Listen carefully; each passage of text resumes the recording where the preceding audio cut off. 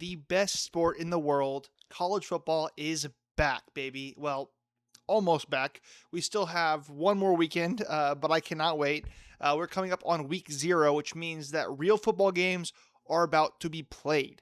It's the appetizer for the season, and it's our first chance to see what these teams are made of. So today, I want to take a look at the week 0 games, make my predictions or who I think is going to win, and break down each game that I think is going to be significant. So sit back, relax, like, comment, subscribe, and let's go ahead and get right into it, starting with Memphis versus UNLV. Now, this may on the surface not seem like the biggest game of the weekend, but it is, for me, the most interesting match, in my opinion, because these are two G6 teams that are solidly in the hunt for that G6 playoff spot.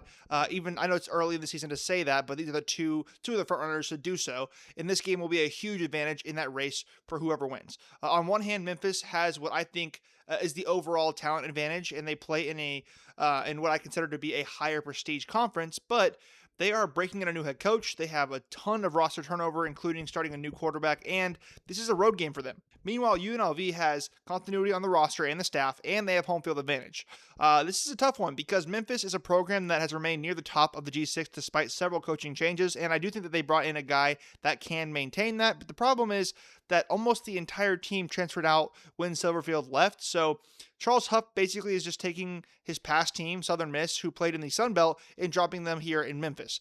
And at the end of the day, while I do think Memphis will be a great G6 team by the end of the season, I am not super confident that they will be ready for a team like UNLV in week 0, especially on the road. And I like what UNLV has and what they brought in.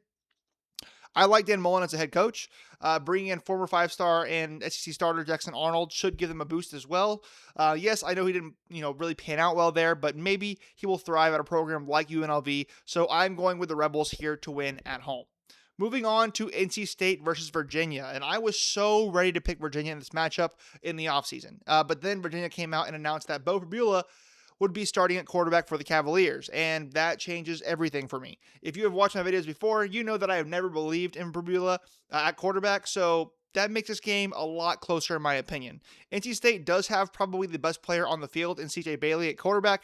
I think he is an incredible QB, but a lot of his weapons from last season are gone, so he's going to have to put the team really on his shoulders, and he was a bit too inconsistent last season for me to fully trust in his ability to do that.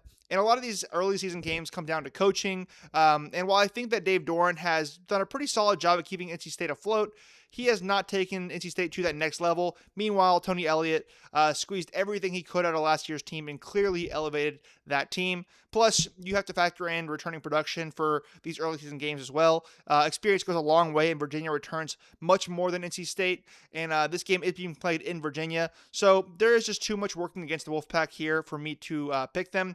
I almost did so, again, based on quarterback alone. I really don't like Pribula, but I think he can get it done here in week 0 against the Wolfpack. Moving on to UNC versus TCU. There was a lot of buzz going into this game last year with Bill Belichick coaching in his very first college football game, but as expected, that did not pan out well, and TCU demolished the Tar Heels in the first game of the season. But some things have changed since then. It feels like UNC's entire roster portaled out, so this is a very different team, and they hired Bobby Petrino at OC. And TCU, they made the change at quarterback and lost some key guys on defense like Bud Clark, and they are changing their offensive scheme. So there's a lot of change going on here, but I think that the key to this game is who returned. TCU returns head coach Sonny Dykes, who had TCU playing for a national title just a few years ago and led the Horned Frogs to winning more games than anyone in the Big 12 over the past 4 seasons. Meanwhile, North Carolina returns Bill Belichick, who had tremendous success in the NFL, but has given me no reason to believe that he will pan out in college after leading the Tar Heels to just 4 wins last season. And beyond coaching, TCU has better returning production with guys like Jeremy Payne returning, and the guys that TCU brought in from the transfer portal, I do like better than what UNC brought in. However, I do have some concerns regarding TCU. With the change at OC and the loss of Josh Hoover, I expect to see a massive shift in how this TCU team runs its offense.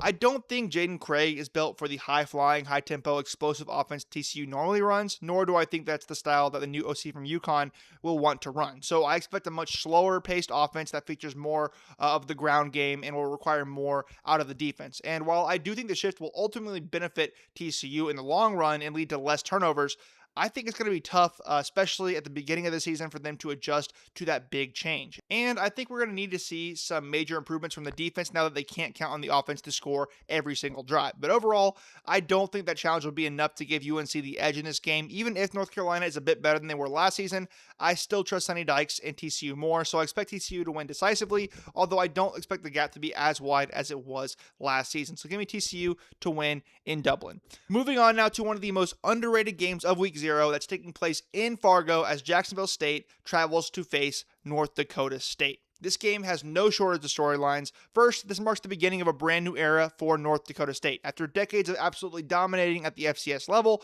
winning multiple national championships, producing NFL talent, and becoming known as the program that nobody wanted to schedule, the Bison are officially making the jump to FBS. Their first game as an FBS program comes against another team that's already gone through that exact same transition in Jack State. They know what it's like to make this jump, and they made it look pretty easy.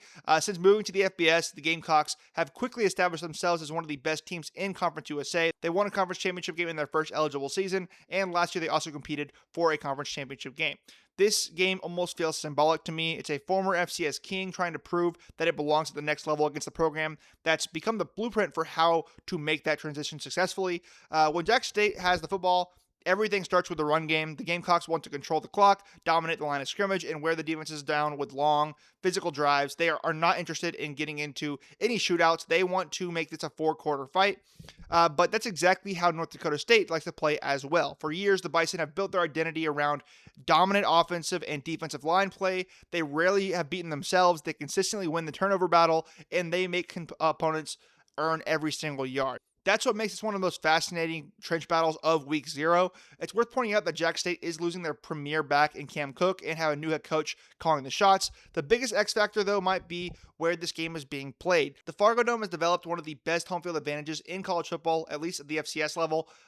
It's loud, it's indoors, and visiting offenses have struggled for years with communication. And with it being NDSU's first official game at the FBS level, this crowd is going to be electric, and the players are going to want to make a statement. And in the end, I think this is exactly the kind of game that North Dakota State has built its reputation on over the last 2 decades. It's going to be physical, it's going to be low scoring, and every possession is going to matter. I think Jack State is going to keep it close to 4 quarters, but playing in the Fargodome for NDSU's first FBS game is just simply too much to overcome, in my opinion, so give me the Bison. All right, that's going to do it for my week 0 predictions. Let me know what you think down in the comments, and I'll see you guys next time. Peace.